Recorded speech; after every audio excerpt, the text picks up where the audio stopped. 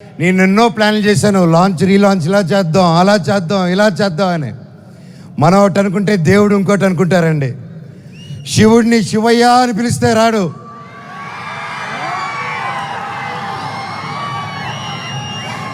శివుడిని మనసారా తలుచుకుంటే ఇలాగ మా డైరెక్టర్ గారి రూపంలోనో, ప్రొడ్యూసర్ గారి రూపంలోనో, మీ అందరి రూపంలోనో వచ్చేదే శివుడు. అలాగే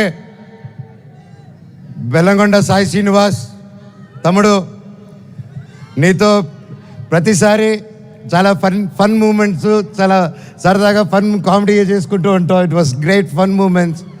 ఎప్పుడు అనిపిస్తుంటుంది నాకు ఒక తమ్ముడు కావాలని, తమ్ముడు ఉంటే ఎలా ఉంటుందని చెప్పేసి. నాకు ఇతను తమ్ముడు ఎందుకు పుట్టలేదని అనుకుంటున్నాను. థ్యాంక్ యూ తమ్ముడు. లైఫ్లో నీకు ఒక అన్నగా, ఎప్పుడు అండగా, తోడుగా, చీటికేస్తే నీ ముందు ఇవ్వాలి, ఇలాగే ఎప్పుడు ఈ మనవచ్చు ఉంటాడు నీకు. బాబాయ్ నీ గురించి ఏం చెప్పాలి బాబాయ్? నారా రోహిత్ నా ప్రాణ స్నేహితుడు.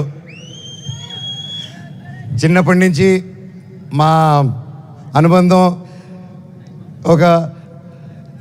ఒక ఫ్యామిలీగాను, ఒక ఫ్రెండ్గాను అలా మా లైఫ్ అలా కొనసాగుతుంది. అలాగే ఒక ముఖ్యమైన విషయం ఏంటంటే 2016లో 2016లో ఒక్కడు మిగిలాడని సినిమా తీశాను. ఆ సినిమా తీసినప్పుడు వాయిస్, అదే నా లాస్ట్ సినిమా ఈ 9 years బ్యాక్. ఆ సినిమాలో వాయిస్ ఓవర్ ఇచ్చింది నారా రోహిత్ గారు. మళ్ళీ అప్పుడు ఆపాను, మళ్ళీ తిరిగి వస్తుంటే మళ్ళీ నా జీవితం నారా రోహిత్ గారితోనే మొదలైంది. ఇదంతా అంతే.